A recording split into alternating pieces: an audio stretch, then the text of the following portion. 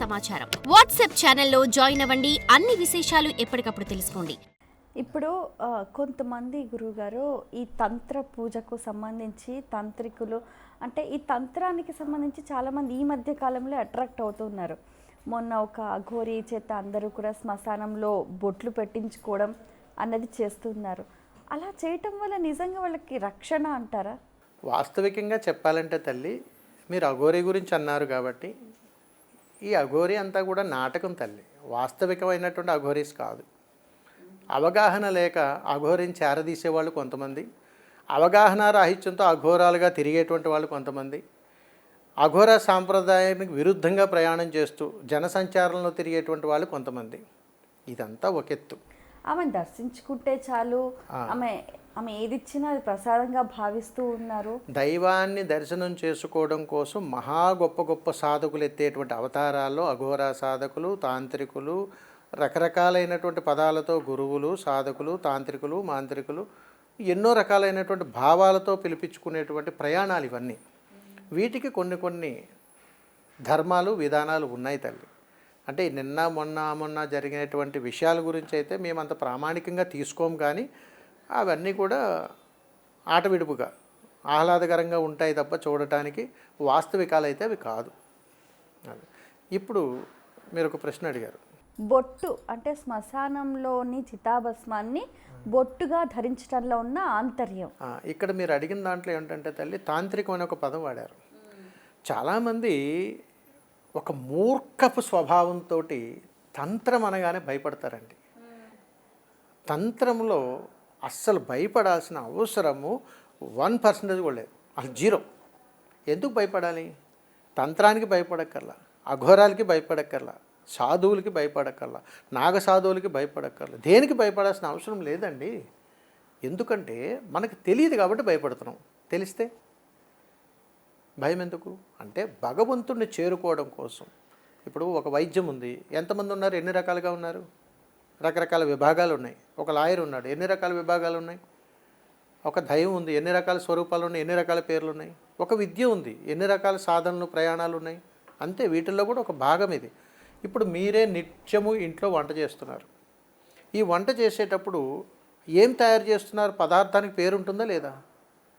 ఆ పేరును మంత్రం అయితే, వాడేటువంటి పాత్రలు యంత్రం అయితే, నువ్వు చేసే విధానాన్ని తంత్రం అంటారు. కాబట్టి తంత్రముకి మంత్రంతో పని లేదు.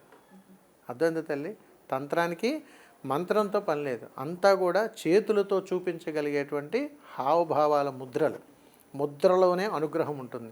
అంటే ఈ దేహం మొత్తము కూడా భగవత్ స్వరూపానికి నైవేద్యంగా సమర్పించిన తర్వాత వీరి స్వహస్త్రాలతో ఏది చేసినా తంత్రం అవుతుంది.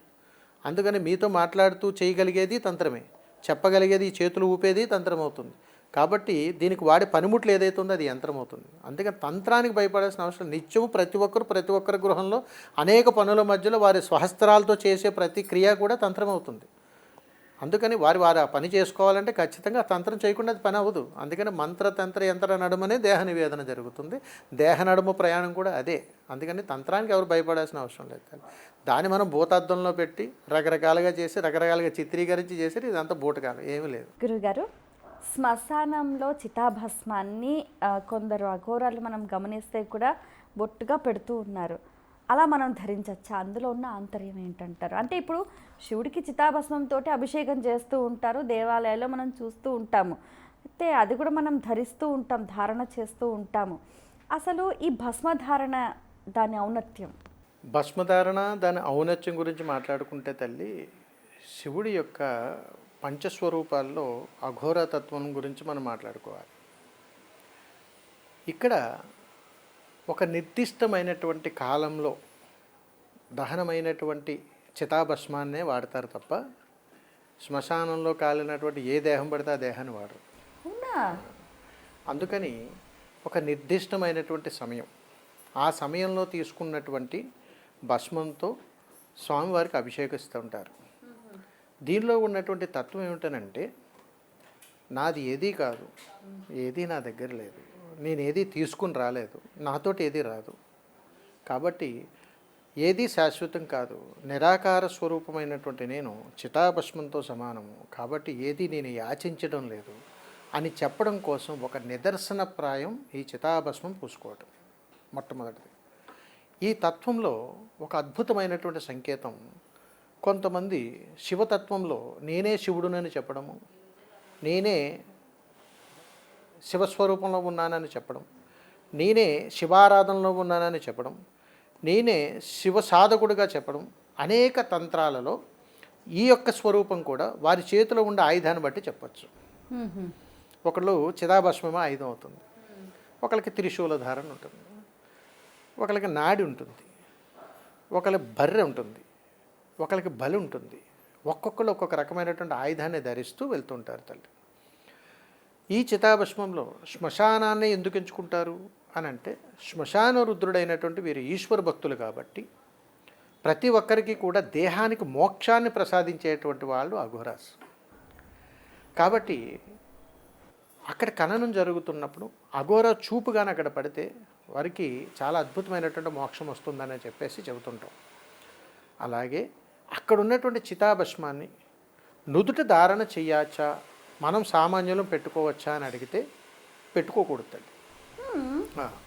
ఇది సాధకులు మాత్రమే ధారణ చేయాలి. సాధకులు మాత్రమే ధారణ చేయగలిగేటువంటి భస్మాన్ని చితాభస్మంగా కొలుస్తారు. అందుకని మనకు సర్వసాధారణంగా భక్తుల కోసము సామాన్య ప్రజానికానికి మనకు విభూతిని భస్మధారణగా చేస్తాం. అందుకని ఈశ్వరుని అభిషేకించడం కోసం చితాభస్మాన్ని కానీ వాడితే మనము ధారణ చేయటానికి విభూతినే ధారణ చేస్తూ ఉంటాం. దీనికి దానికి చాలా తేడా ఉంది తల్లి. ఒక సాధనతో, ఒక నిగూఢమైనటువంటి ప్రయాణముతో, ఒక భగవంతుణ్ణి నేరుగా చేరుకునేటువంటి ప్రయాణం ఏదైతే ఉందో దానికి కావలసినటువంటి నియమాలను, నిబంధనలను నిబద్ధతగా ప్రయాణం చేస్తూ శీఘ్రంగా చేరుకోవటానికి వాడేటువంటి ధారణ తిలకాన్ని చితాభస్మంగా కొలుస్తారు. అందుకని అంతటి చితాభస్మాన్ని అతి సామాన్యులు, అతి సాధారణంగా ఉండేటువంటి వాళ్ళు ధారణ చేయరు. అలాగే ఒంటికి చితాభస్మాన్ని సంపూర్ణంగా కూడా పూసుకోరు తల్లి. హృదయస్థానానికే రాసుకుంటారు, ఈ బింబానికి రాసుకుంటారు, కంఠస్వరూపానికి రాసుకుంటారు, అభయహస్తాలకి రాసుకుంటారు, పాదముద్రలకు వేస్తుంటారు. ఎందుకంటే వీళ్ళు నడుస్తూ ఉన్నప్పుడు అనేక రకాలైనటువంటి సూక్ష్మక్రిములు, అనేక రకాలైనటువంటి జీవరాశులు ఈ స్పర్శకు మోక్షాన్ని పొందుతూ ఉంటాయి. అందుకని చితాభస్మాన్ని ఈశ్వరుడికి అభిషేకం చేస్తూ ఉన్నప్పుడు, అది పారుతూ ఉన్నప్పుడు ఎన్నో రకాలైనటువంటి జీవరాశులకు మోక్షంగా మారిపోతూ ఉంటుంది. కాబట్టి ప్రత్యన్మాయ మోక్షం, అఘోరాగా కూడా ఇంకొక జీవరాశికి మోక్షాన్ని ప్రసాదించగలిగేటువంటి శివతత్వం ఏదైనా ఉందా అంటే అది ఈ విధంగా అనుగ్రహాన్ని ఇచ్చాడు ఆ ఈశ్వరుడు. అందుకని చితాభస్మాన్ని నుదుట ధారణ చేసేది సాధకులు మాత్రమే చేయాలి తప్ప అతి సామాన్యులు చెయ్యరాదు. ఇది క్లియర్. గురుగారు, మనం గమనిస్తే కూడా దేవాలయానికి వెళ్ళేటప్పుడు శవం ఎదురొచ్చింది అనుకోండి, అది ఎలాంటి శకునం అంటారు? మహాసంకల్ప యావద్దర్శన ఇతిహాస శివం. చాలా పురాణాల్లో మనం వింటుంటాం. శవం అని అనకూడదు తల్లి, శివం, శివైక్యం. ఏ దేహమైనా సరే ఆత్మను వేరు చేయబడినప్పుడు అది చేసేటువంటి ప్రయాణాన్ని శవంగా కొలుస్తాం. వెంటనే మనం చూసే చూపు మారిపోతుంది. మన చూపు దుర్మార్గతత్వం వైపు వెళ్ళిపోతున్నప్పుడు అది రాక్షసతత్వంగా కనపడుతుంది. ఎప్పుడైతే అలా మనం మారిపోయామో, ముట్టుకోకూడదు, దూరంగా వెళ్ళిపోవాలి అనే భయభ్రాంతులు మనం గురయ్యామో, మనలో ఉన్నటువంటి ఈ దేహతత్వం బయటపడేటువంటి విధానము ఆ ఈశ్వరుడికి నచ్చదు. ఎందుకనంటే సకల కోటి జీవరాశులకు అన్నిటికీ కూడా ఆ ఈశ్వరుడే ప్రామాణికం.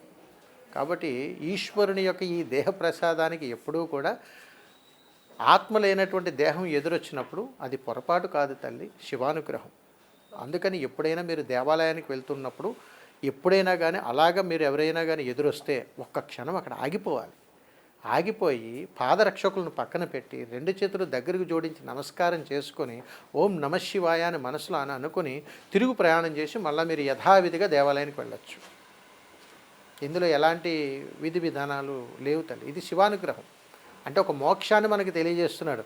ఎక్కడికి వెళ్తున్నావు, ఎక్కడికి వస్తున్నాను, ఒక చిన్న ఎక్కడికి వెళ్తున్నాను, బ్రతికుండగా నేను మోక్షం కోసం అక్కడికి వెళ్తున్నాను. దేహాన్ని వదిలిపెట్టి ఆత్మగా భగవంతుని చేరుకోవడం కోసం ఊరవతలకు బయలుదేరి వెళ్తున్నాను.